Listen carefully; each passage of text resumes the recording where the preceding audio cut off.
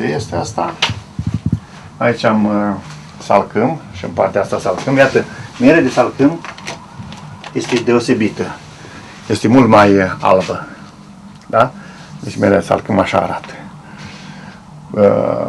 Pe când mierea polifloră, asta e tei. Iată, asta e mierea de tei. Este decristalizată. Deci a fost cristalizată în sensul mierii de aici.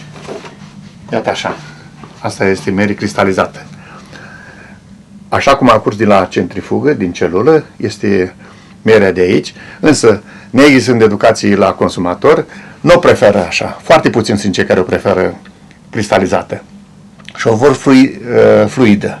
Pentru că lor le sunt mintea le fuge, spune asta este cu zahăr. Faptul că e cu așa, sub formă de cristale sau știu eu ce, gata, și nu-i bun asta, e stricată. Ori, în procesul de cristalizare, dacă cumva, eu am scris pe etichetă aici, dacă cumva se întâmplă ca cel care decristalizează o face la o temperatură mai mare de 40 de grade, enzime și antibioticul propriu este distrus până de la 70 de grade încolo devine toxică chiar. Și atunci o decristalizez proporțional cu vânzarea, o decristalizez respectând să nu ajung la 40 de grade. Cu termometru urmăresc, am pus la punct un procedeu de decristalizare foarte interesant. Aici salcâm, iată, să menține în forma asta fluidă toată perioada. Deși ea este în iunie scos, nu? Dar se menține decristalizată. Sigur, eu aș recomanda tuturor celor care consumă miere, deci consumatorilor, să prefere mierea așa. Să o prefere cristalizată, pentru că atunci 100% proprietățile sunt păstrate. 100%. Prin fluidizare, sigur să mai pierd chiar dacă respect eu așa cu multă strictețe. Însă vreau să vă anunț că am aici, deci în partea asta e teiul, aici e poliflora, salcâm. Am un produs pe care nu-l găsiți pe piață. Se cheamă căpăceala. Ce înseamnă căpăceala? Înseamnă următorul lucru. În momentul în care Albina a pus în celulă mierea, o ventilează, o maturizează, scoate apa într-un procentaj să rămână în jur de 18-20% și pe urmă pune un antibiotic, cum pun mamele la borcan pentru iarnă, pentru conservare, așa pune Albina un conservant. Acela cu proprietăți terapeutice nebănuite, cu un spectru foarte larg, asupra multor boli. După care pune un strat de propolis și, în sfârșit, un căpăcel de ceară. Când iau fagurile, ca să-l pot da la centrifugă, am un piept special, vă voi prezenta la stupin lucrurile acestea, am un piept special pe care îl folosesc pentru a depărta căpăcelele. Să-mi rămână fagurile fără căpăcelele acelea, descăpăcerea, deci, și pe urmă pun în centrifugă și astfel curge mierea. Dar odată cu căpăcelele acelea iau și un strat de miere împreună cu antibioticul și cu ce am spus, propolis și așa mai departe.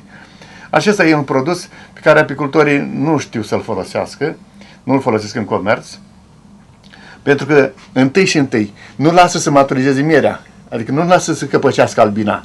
De ce? Pentru ca să fie și mai multă miere și să nu muncească la descăpăcit. El a luat mierea din stup, a luat fagurile din stup, fuge cu el direct la centrifugă. Nu mai trebuie să mai aibă un om care să muncească acolo pentru treaba asta. Și în felul ăsta mierea este și mai de proastă calitate, că având concentrații mari în apă, ușor se deteriorează. Albina știe un optim, numai de ea pus la punct. Iar produsul ăsta eu îl folosesc pentru tratamente, indiferent ce boală, ulceri, chestii de astea, toate bolificat și așa mai departe. Cei care sunt clienții mei foarte tare caută acest produs. Acum, câțiva dintre apicultori care sunt pe piață așa, sesizând că este produsul ăsta foarte căutat,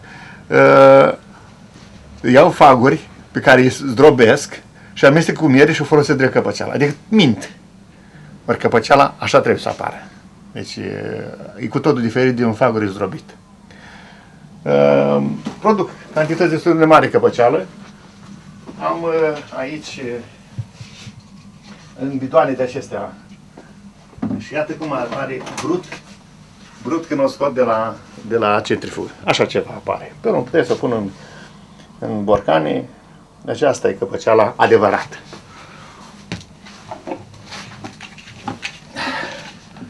Da. Mielea, odată, spre exemplu, mielea de tei, odată decristalizată, ea mai cristalizează la loc? Da, dacă este fiartă, adică dacă este la o temperatură peste 40 de grade, mai greu. Deci este distrus fermentul acela de cristalizare.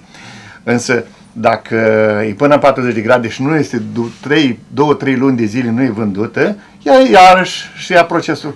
Deci dacă o faci cu grijă pentru ca consumatorul să beneficieze de cei ce trebuie să beneficieze, din nou se cristalizează. De ce eu nu am decristalizat-o toată. Deci în funcție de cum piața îmi cere, ca să pot să le fiu de folos. Că întâi m-am gândit, omul ia mierea ca pe un medicament. Consumatorul, deci, folosește ca pe bătrân și ca pe un medicament. Și atunci el îl ia cu gândul că a luat un medicament și vrea să fie de folos pentru sănătate. Ori eu nu pot să-mi bat joc de el. Nu, așa cum nu mi-am bătut joc niciodată de elevii mei. E foarte interesant, voi povesti la Stupină cum anume matematica s-a îmbinat cu apicultura. Și cum de la este o interdependență foarte interesantă. Matematica a sprijinit dezvoltarea Stupinii și Stupina acum sprijină dezvoltarea unui proiect pe care l-am să-l